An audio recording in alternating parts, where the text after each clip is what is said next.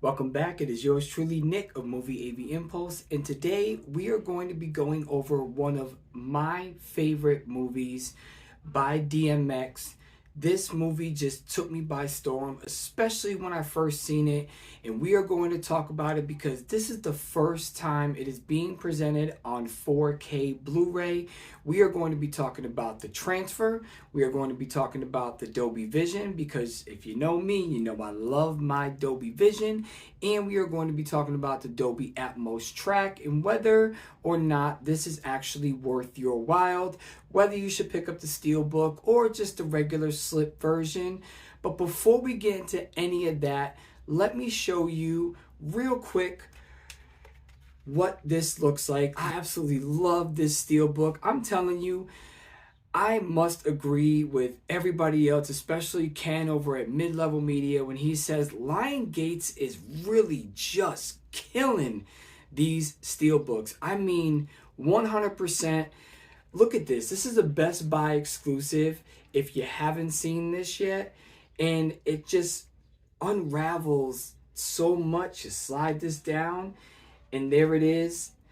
I mean, Nas and DMX, it's just absolutely gorgeous.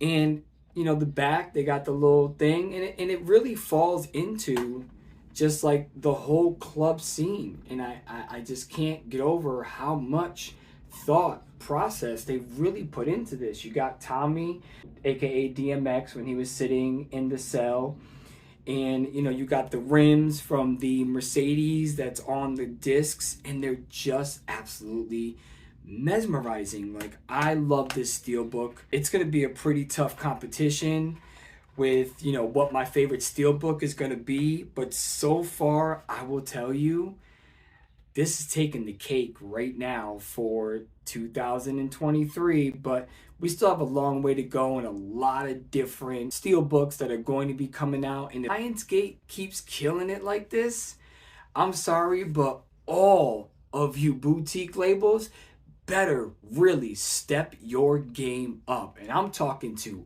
all of you. But is it really worth the 4K transfer compared to the Blu-ray? We're going to get into that. And yes, this is a full restoration.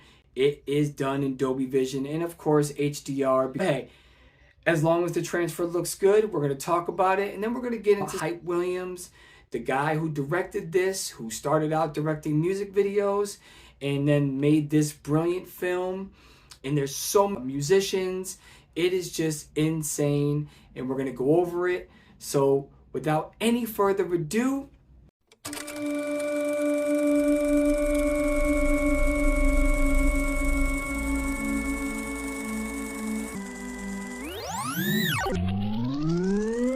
we are going to get into a little bit of a discussion on why I think some people might call this transfer on this 4K Blu-ray not done that well.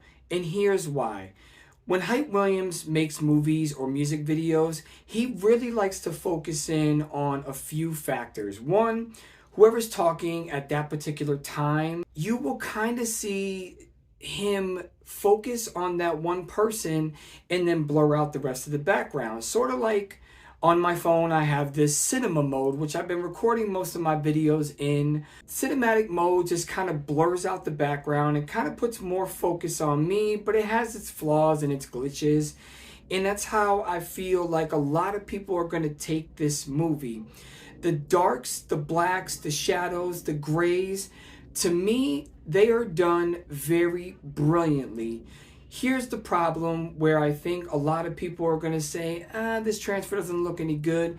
If you own a QD OLED, an OLED, or you own a higher end or mid-level TV from a really good brand, that TV does a pretty good job with black levels. Now, does it bloom a little bit? Yes, it does. And you'll probably see some blooming on these images because, once again, when I upload images or videos, they are taken directly from my phone.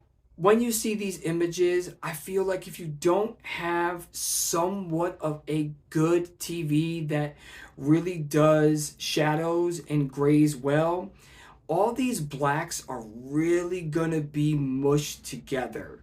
In this movie, I absolutely love the cinematography that Hype Williams does. Like I said, a lot of the background is blurred out, especially if there's a conversation going on. You know, there's a few scenes when they're in the car getting away from the robbery that they just did in the beginning of the movie. They're getting away, and in the car there's conversations going on, you know, and they're driving through the city, speeding and all that, and DMX is yelling at everybody in the car while Nas is narrating, you know, and introducing all the characters. When that happens, you will see a lot of the images blurred, and that's because that's just the way that it is meant to be. So before you go and say that this is a horrible transfer or you eject it from your player, give it that opportunity to get through the entire movie. Secondly, the colors in this movie, a lot of the colors are very, the purples, the reds, the whites. When you see Nas pull up in the white Mercedes coupe that, I don't care who you are, everybody in my hood I know wanted this car, especially with them rims. And he goes to talk to Shorty, the little 12-year-old. He's describing how, you know, to him, there's no escape in life from the ghetto. And what I like about this movie is that it brings out a lot of good points, and it's not just meant to be entertaining. DMX, I think this is by far his best performance because he's really being him, unlike some of the other movies where, you know, like he's doing this martial arts and shit like that. I don't think that that's really him. But you know, in this movie, I think he's really playing just himself. I think that's why it's portrayed on camera so well. Just the cockiness, the arrogance, the instigating. That's just who DMX was as a person, but he was good-hearted from, you know, what I gathered from interviews. I don't know, I never met him in real life, but if you listen to his music, you can kind of tell he is good-hearted because he does have his songs where he talks about that. Back to the movie. In the beginning, when they're walking through the club, please be warned, if you suffer from seizures or something like that, the beginning of this movie might be a little crazy for you. There's a lot of flashing lights. They are going through a nightclub that has black lights and nothing but strobe lights going crazy. I'm going to show a little bit of it in a smaller window right here because, you know, in case you do suffer from something like that, I don't want you getting it from my video, so I'll have it playing right here. When they first go in, I'm going to get into the Dolby Atmos, and this is where right off the bat, right in the beginning of the movie, when they're walking through the club, the noise that you're hearing from the ceiling speakers, it just put a huge grin on my face. And that whole music when they're walking through the club and they're just looking at everybody and, you know, they're just chilling. That music is coming from the ceiling, coming right down at you. And when they go up the stairs and they snipe the security guard to get him out of the way, and they throw him over the balcony and they're running into the room to get the money, and they just start shooting. There's activity going on in these upper channels, and it's really awesome. After that, it calms down. Now, once again, please remember that Dolby Atmos, those ceiling speakers, is not always supposed to be something going on. And that's where a lot of people get Dolby Atmos misconstrued. So I really enjoyed that part of the Dolby Atmos. In the bass, when the bass kicks in, when the feds go rushing into Knowledge's house to take them, it's just, there's a lot of bass in this one. I also like one of my favorite parts, and I did not know that this was the guy who played Kane from Menace to Society.